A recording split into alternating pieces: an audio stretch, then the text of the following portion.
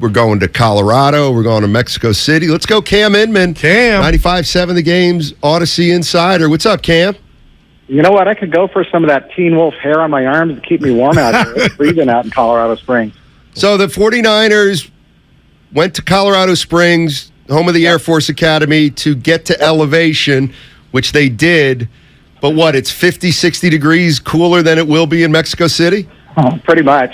So yesterday they practiced outdoors. It was 20 degrees. Wind chill brought it down to 9, and it was light snow was falling. And then overnight, enough snow fell on the ground, or at least, I don't know, maybe a foot of snow.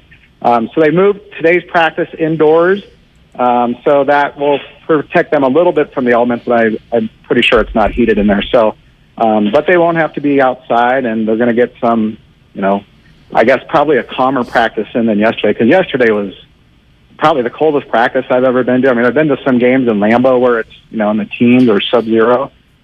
Yesterday was just miserable, and you could tell it on the players. They weren't enjoying themselves. And but it's, the motto is they're here because of the altitude to get adjusted to it so they can be ready for it in Mexcio City at 7,200 feet. And it's just a weird trade-off for your body. So, I mean, I guess they've put a lot of science insight into figuring out that this is the best way to do it. And that's what they're doing, whereas the Cardinals are down in sunny Tempe. Wow, and I don't know if you've heard anything new, Cam, but I remember Colt McCoy having his way. Obviously, it was a home game for the Niners. So as much as I want to say, man, that'd be a big deal if Kyler doesn't play, would you look at this game any different if it's Colt over Kyler? I would, because I think Kyler just freelances more, and that running ability is what gives the Niners defense problems in the past. And so they're expecting Kyler to play. We just talked to D'Amico Ryan 10 minutes ago, and I asked him, how much it matters which guy they play, and he's like, we know both of them are capable of having big games, obviously, because each of them beat them last season.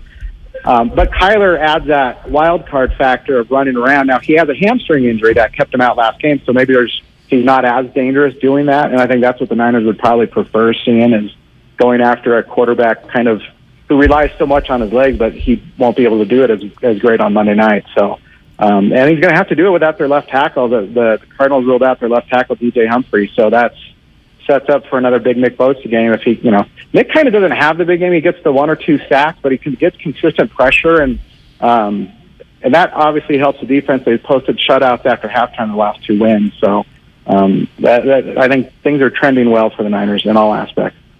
Cam Inman joining us on 95.7 The Game. He's our 49ers Odyssey Insider. Cam, Guru and I have had a lot of conversation this week about the red zone. And they were 2 for 5 last week or whatever it was. To me, I look at the red zone. Of course, you want to score as many touchdowns as possible and as few field goals and turn it over even less. But isn't there just an element of that's just an extension of who you are as an offensive team? You know what I mean? No, I get you. I know exactly what you might be good at it, you might not, but it's just the way, it's just the way it goes. No, I think what you're getting at is it seems like it's a conservative offense, and it gets bogged down in the red zone, right? There's not a lot of crazy creativity down there like you might see in an Andy Reid red zone. The Niners led the league in red zone conversions last year, so it's not like they've been bad at it for years.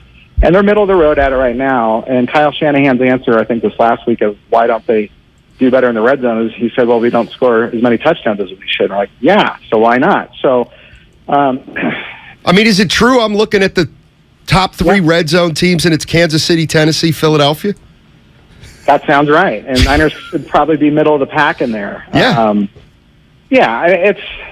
They have all the weapons now, though, so it's like, okay, now you've got McCaffrey in there with Elijah Mitchell, so now you have 2 kind of new weapons that you can deploy down there where things get tight. You got Kittle, who wants the ball, obviously, but then you got Debo, you got Ayuk, Juwan Jennings, so there's not a lack of options, right? So it's just a matter of executing and figuring out what's the right play call. And here's the other thing I kind of wonder about this is, how many plays do you kind of keep secret, knowing that you might have to deploy those later in the season? You don't want to burn that card yet and show everything what you can do. And if you're winning the game, do you not go for the crazy radical red zone play and just hope you get some points? I don't know. But there's also other factors, whether a guy gets a false start or a hold. There's a lot of things that can go wrong down there. So it's not just a play call or a bad throw, or Ayuk dropped that pass in the goal line right last game. So I asked him about it yesterday, and he said, yeah, it really burned him because he went back and watched that on film, and he saw how wide open he was. And he says at the end of the season, when he looks back on the season with however many stats he finishes with, there's going to be a +1 that he should have in that touchdown column. And I loved it. It's like +1. You missed it. So. Wow. Cam, I'm watching all the games. I told Steiny, because he made it seem like I'm striving for perfection with this team, and you guys talked about the red zone. But I was shocked that the Chargers, with their injuries at the receiver position, had the lead at half and had the ball with a chance to win. They didn't get it done. But I'm looking at a guy that I've been hard on, Cam, and now I miss him. And I feel like the defense misses him in the run game, and that's Armstead. He has 5 total tackles on the season. Do we expect him to play this week, or what's going on with Armstead? I don't expect him to play this week. Well, he hasn't practiced since he had that foot injury in week 3 or whatever when he came back. He only played in 2 games or 1.5 games. So they miss him obviously on the run defense. That's why there was talk yesterday whether they went after Ndamukong Suh, who signed with the Eagles, and it's like my guess is he just priced himself out of the Niners market, and the Eagles are willing to pay up for him. And the Niners figure that they're going to get Armstead and Kinlaw back here in the next couple of weeks, right? So they just kind of have to hold. I mean, the Cardinals don't have a menacing run game outside of Kyler Murray, so they're going to be able to survive this week without him. And then you just kind of look down the road and say, okay, when Miami comes in with Mostert and Jeff Wilson Jr., that's when I want my defensive front ready to go, because that offense scares me a lot more than this offense they face in Arizona. You know what I'm saying? Yeah, I can't wait for that one. Yeah. All right, Cam, have a good time this weekend, and we'll catch up with you next week. Okay, guys, thanks for having me. Glad to connect. Talk to you later. That's Cam Inman.